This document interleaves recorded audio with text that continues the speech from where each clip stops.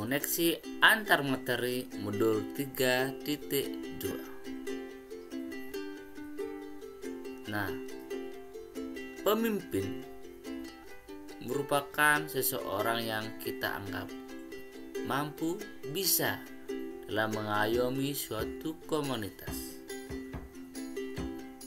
Sekolah merupakan salah satu ekosistem. Apa sih itu ekosistem? Ekosistem merupakan sebuah tata interaksi antara makhluk hidup dan unsur yang tidak hidup dalam sebuah lingkungan. Sebuah ekosistem mencirikan suatu pola hubungan yang saling menunjang pada sebuah teritorial atau lingkungan tertentu, sehingga sekolah merupakan suatu ekosistem di mana ada unsur biotiknya, ada unsur hidupnya, dan unsur abiotik dan unsur tidak hidup.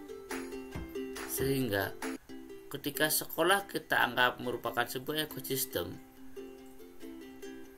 maka harus terjaga hubungan, adanya interaksi yang baik antara kedua unsur tersebut.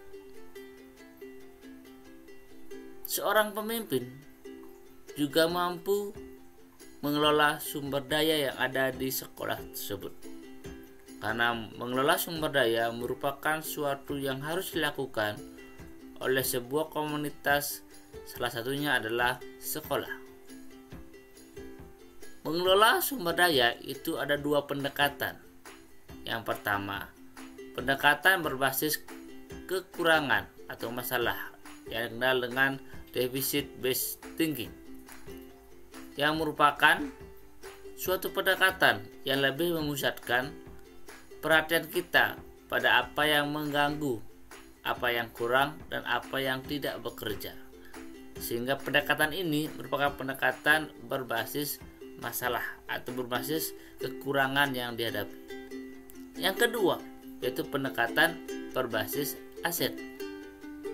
Asset based thinking adalah sebuah konsep yang dikembangkan oleh Dr. Catherine Kramen, seorang ahli psikologi yang menekuni kekuatan pikiran positif untuk mengembangkan diri. Pendekatan ini merupakan cara praktis menemukan dan mengenali hal-hal positif di dalam suatu kehidupan yang kita kenal dengan teori ABCD. Nah, jika kita lihat perbedaan dari keduanya seperti di slide, di mana jika berbasis kekurangan fokusnya pada masalah atau isu, sedangkan pada aset itu berfokus pada aset dan kekuatan. Yang kedua, jika yang berbasis kekurangan itu berkutat pada masalah utama, mengidentifikasi kebutuhan dan kekurangan, selalu bertanya apa yang kurang, fokus pada bantuan dari sponsor atau institusi lain, merancang program atau proyek untuk menyelesaikan masalah, mengatur kelompok yang dapat melaksanakan proyek. Berbeda dengan yang berbasis aset, di mana fokusnya adalah membayangkan masa depan, berpikir tentang kesuksesan yang telah diraih atau kekuatan yang mencapai kesuksesan tersebut, mengorganisasi kompetensi dan sumber daya alam, merancang sebuah rencana berdasarkan visi dan kekuatan, dan melaksanakan rancangan aksi yang sudah diprogramkan. Itulah perbedaan dari kedua pendekatan tersebut. Nah,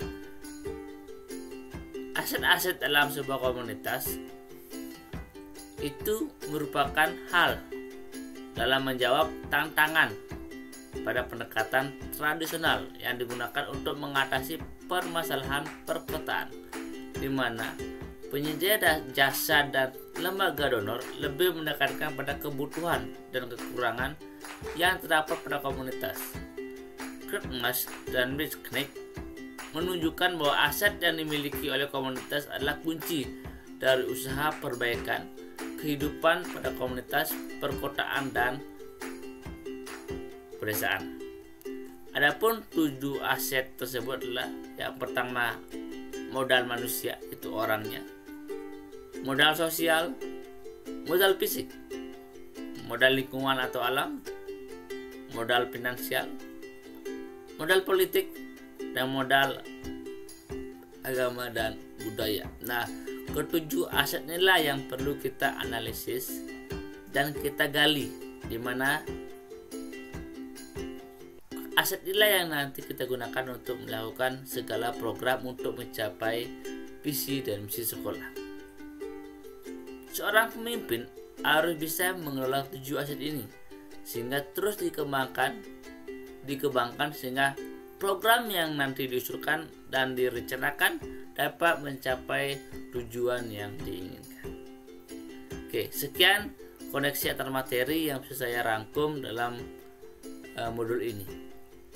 Sehingga modul ini merupakan modul yang bagaimana saya bisa mengetahui 7 aset yang dimiliki sekolah dan saya kembangkan untuk bisa mengembangkan sekolah baik dari segi mutu, kualitas, dan program kedepannya. Oke, terima kasih.